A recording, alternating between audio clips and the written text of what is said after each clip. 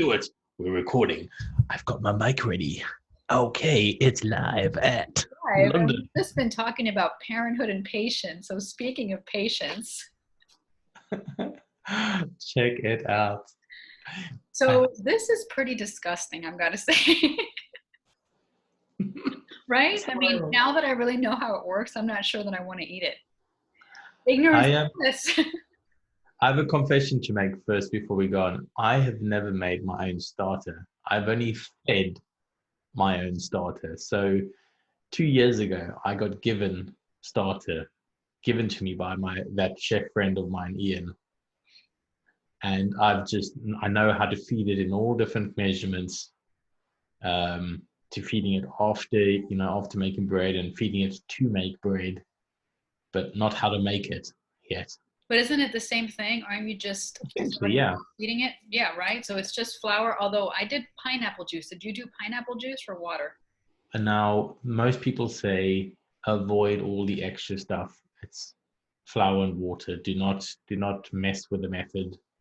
Just Well, the cookbook said pineapple juice, and it's the bread baker's apprentice. But apparently, yeah, I mean, it was pineapple juice on day 1 and 2, and then water from then on. yeah, I think purists always go with using straight water. But at the end of the day, your starter after being fed 3 times and cast away is not going to have any pineapple in it by the time it's been evened out. It's not going to be the same thing. Okay, so now starting with the container, what do you use? Do you use a bowl, a jar? So let me just go into my video. I can tell you the name, and I think you might have it, or an alternative to it. I'm going to share my screen space with you just so that you can see. Give me a sec, and I'm going to. Okay, it's called a Kilner jar. Kilner. So let me just show you what it looks like. Like a Grolsch container, a Grolsch beer container. Okay. So, yeah, okay. Let's just screen share.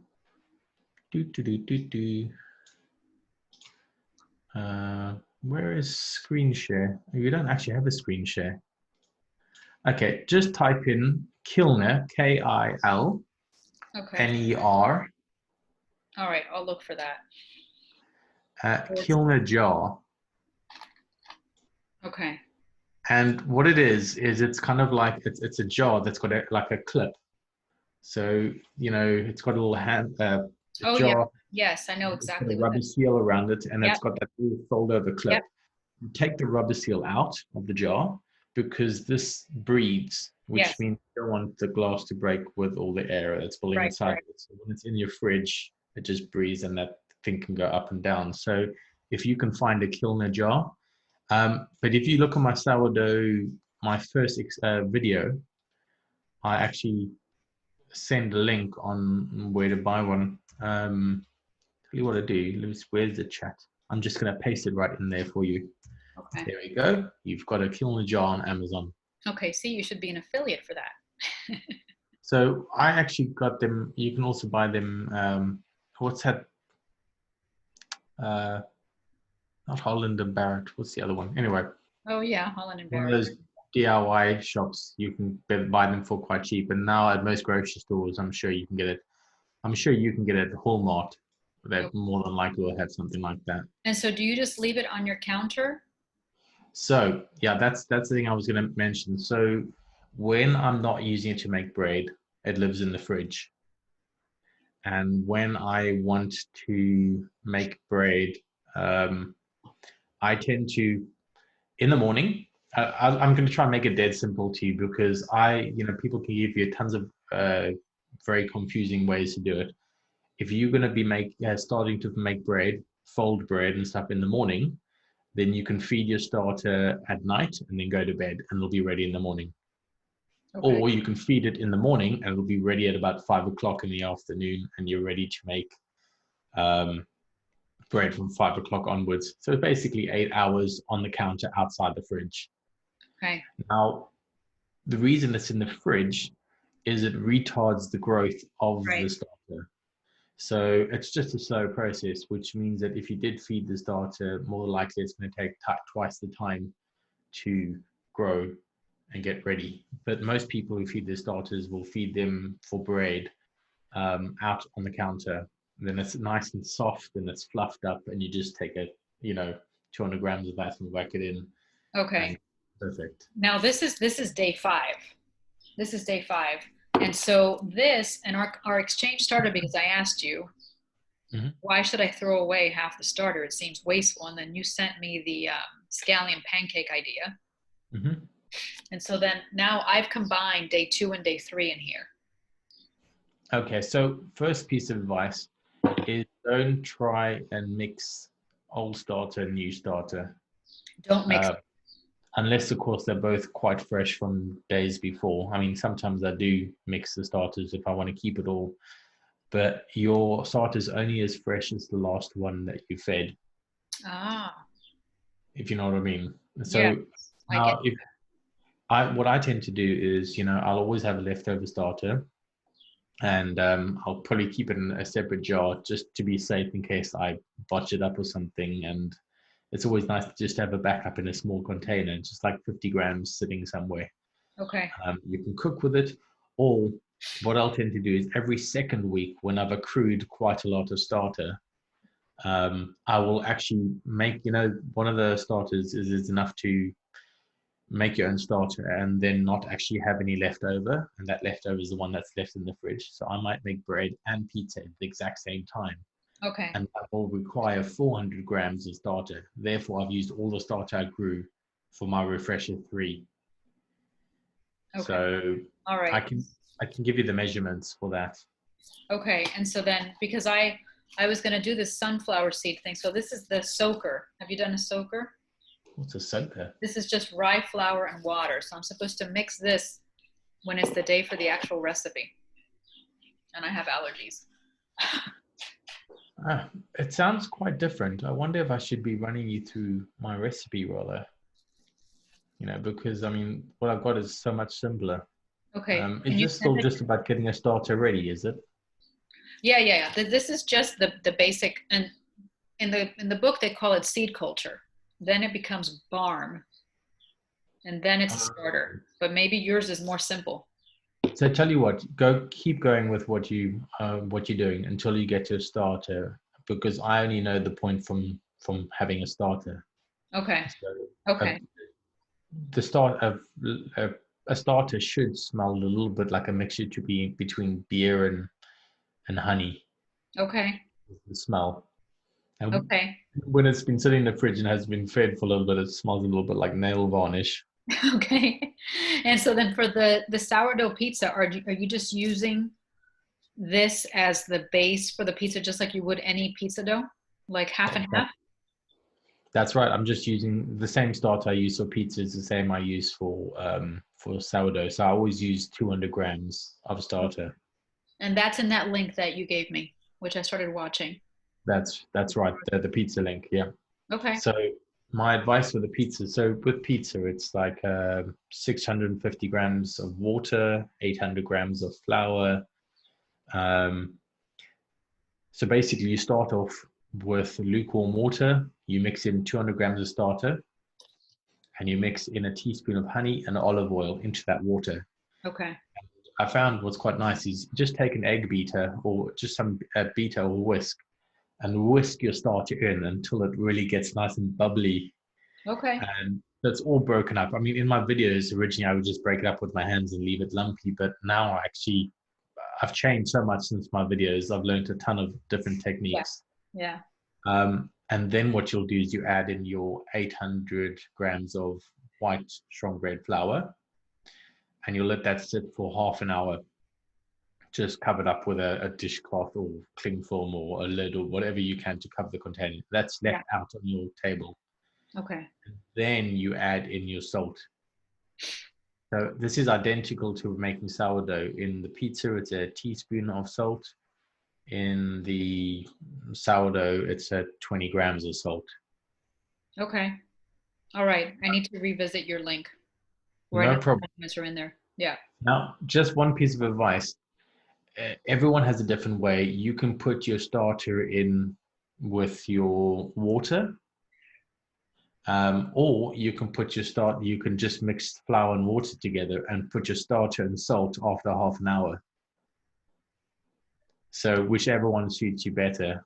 Okay. I mean, a method I've been trying recently is someone actually holds back 100 grams of water. So if I'm using 800 grams of water, I put in 700 grams of water with the flour, and I mix the salt into the water so that it saturates nicely into the water, and then it dissolves better into the second fold. So yeah, okay. Use a method that works for you. My honest opinion, I think just chucking starter and water first and the salt on the second fold, if that helps.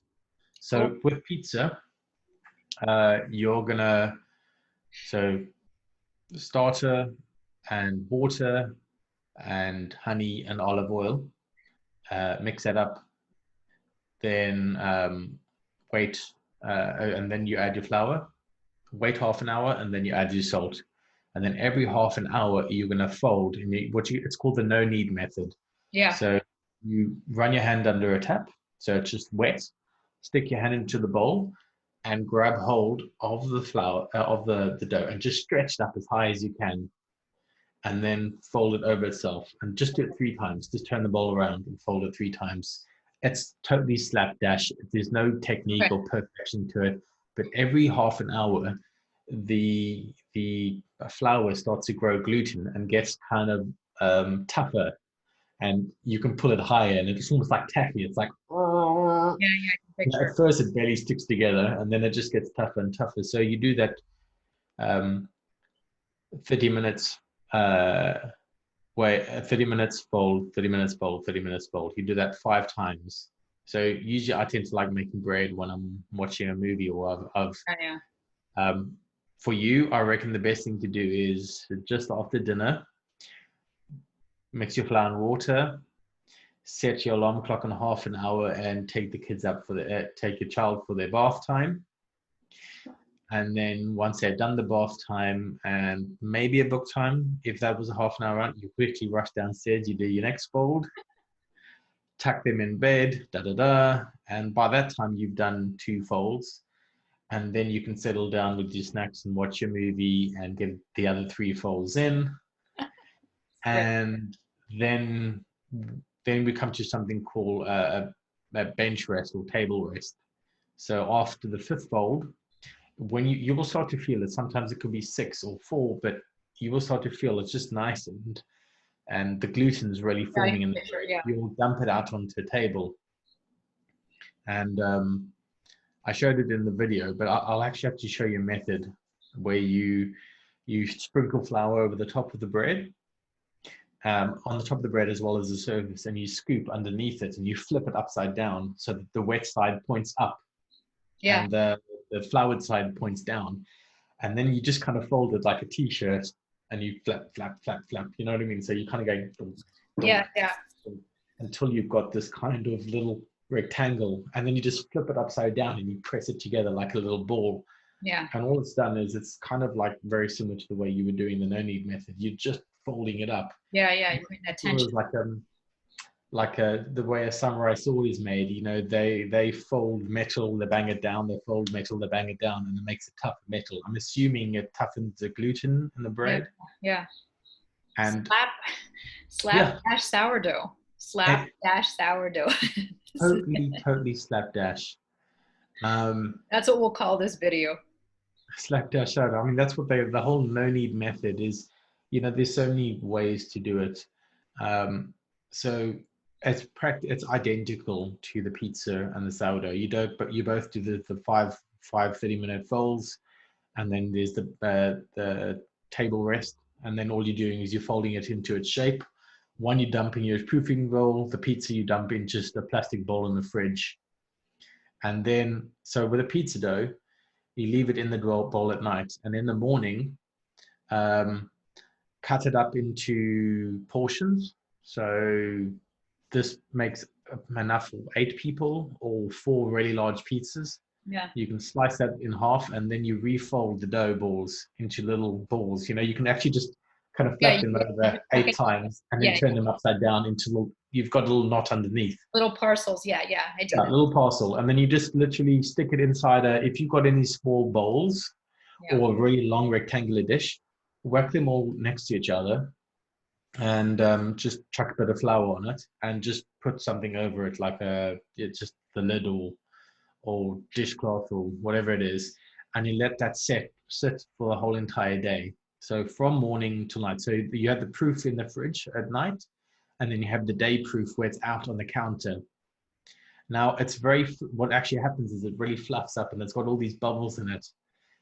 Now, something I used to do, and I did in the video by mistake for a long time, is I used to use a bread roller to roll the pizza out. Do not, by all means, mess it up, because that takes all the lovely airiness out. Absolutely. Yeah. Just take that little knot that you've taken out, and by now it's probably flattened out into like a little, like tubby pancake. Yeah. Just scoop chuck a whole lot of flour inside that bowl, and your little scraper that you have, chuck flour on the scraper. You might have a round hand scraper. I can send you a link to ones. Yeah, and then I have that. If you've got flour on it, you can kind of scoop it under the dough to prevent the dough from sticking to the sides. And you chuck the counter full, absolutely go ballistic with flour. Do not worry about it, just go nuts and flap it down, and then just turn it around so there's flour on both sides. And what you do is you just gently press down inside with your fingertips, and you're just pressing, but not too hard, and so that you're leaving the bubbles around.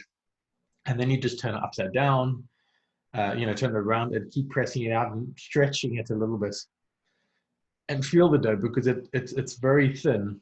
Mm-hmm. And you can easily mess it up. But you really should turn it around about 3 times and then just whack it straight on the pizza tray, and then start to stretch it from on the pizza tray. The mistake I made is I turned it around 4 times and then I whacked on the pizza tray, and it strung out and had holes in it. Mm-hmm. But if you do have holes in your pizza, don't stress about it. Just tear a piece of pizza dough from the crust side and squidge it back inside the hole. It's so easy. It'll resolve itself. Yeah. Advice when it comes to your tomato base is keep it simple.